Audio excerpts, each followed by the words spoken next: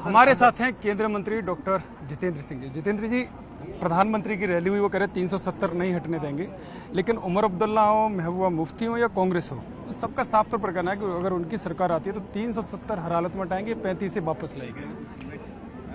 ये सवाल मुझे लगता है कि पहले मैं मीडिया के मित्रों से ये निवेदन करूंगा कि आम जनता की राय ली जाए, वो क्या चाहते हैं। और मैं यकीन के साथ कह सकता हूं, दावे के साथ कह सकता हूं कि ये जो कश्मीर केंद्रित नेता ऐसे कहते हैं, यदि आप एक सर्वे करें श्रीनगर की गली कूचों में आम नागरिक का, वो भी मन ही मन यही चाहता है कि 370 हटी रहे ना रहे। हो सकता है खौफ के पर्दे में बहुत खुल के बात ना कर पाए, लेकिन 370 की आड़ में सबसे ज्यादा नुकसान, सबसे ज्यादा डिसएडवांटेज कश्मीर घाटी के बाशिंदों को, उनके नागरिकों को हुई। उदाहरण के तौर पर जब आपने पंचायतों को 73-74 संशोधन नहीं लगाया, तो जो केंद्र से राशि उनके लिए आ रही थी वो मुख्यमंत्री के तिजोरी में जा रही थी। तो किस तरह से लाभ हो रहा था आम नागरिक को। अनेकों और विकल्प जो बाकी देश में उपलब्ध थे, नौजवानों को यहां नहीं थे। 370 की आड़ में इसका लाभ केवल वही चंद एक राजनीतिक लेते रहे जो इसकी आड़ में अपने वंशवाद को पुष्ट दर पुष्ट प्रमोट करते रहे। मैंने कल ही कहा कि एक छोटा सा उदाहरण मैंने दिया कि इमरजेंसी में जब श्रीमती गांधी ने सभी विधानसभाओं का कार्यकाल 6 बरस कर दिया, क्योंकि उस समय उन्हें लगता था कि अभी चुनाव कराना मुनासिब नहीं, अधिकतर प्रदेशों में उस समय कांग्रेस की सरकार हुआ करती थी, और वो प्रावधान 42-43 अमेंडमेंट रिवर्स किया मुरारजी भाई जब प्रधानमंत्री बने। जम्मू कश्मीर में नेशनल कॉन्फ्रेंस की सरकार थी, वही एक ही मुख्यमंत्री उस 75 में, वही मुख्यमंत्री 70 में शेख अब्दुल्ला। जब 5 साल से 6 साल करना था तुरंत अपना लिया, तब 370 का कोई, हालांकि इनको अधिकार था कि उसको अपनाएं कि ना अपनाएं, लेकिन जब 77 में पुनः वो 5 साल हुआ तो तब इनको 370 दिख गया। और 5-6 अगस्त 2019 तक 50 साल लगभग जम्मू कश्मीर की विधानसभा का कार्यकाल 6 बरस रहा। बताइए आम नागरिक का इसमें क्या फायदा है। अगर आम नागरिक को 5 साल के बाद अपना मतदान करने का अधिकार मिले तो उसका लाभ है।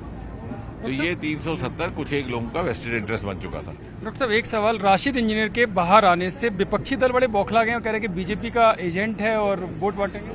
मैंने कल भी कहा था, जब इस तरह की वो बातें करते हैं तो ये पराजय का संकेत है।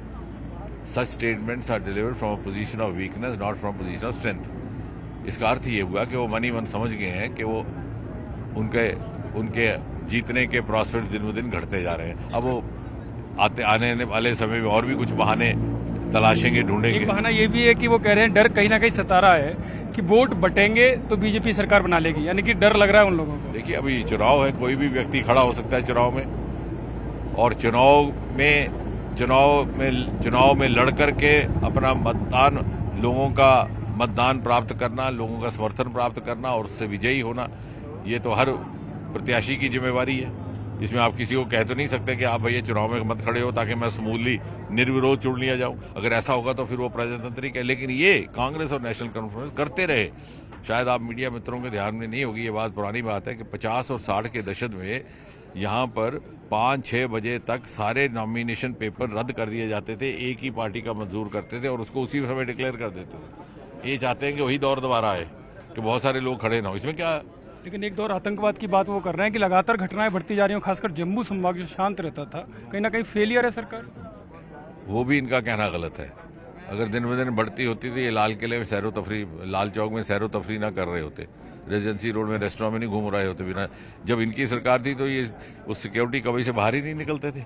और 2.5 करोड़ जब टूरिस्ट आता है कश्मीर वादी में, तो सबसे बड़ा वो प्रमाण है, कोई भी व्यक्ति अपना परिवार, अपने बाल बच्चे लेकर के यहाँ नहीं आएगा अगर उसे जरा भी संदेह होगा यहाँ की सुरक्षा स्थिति।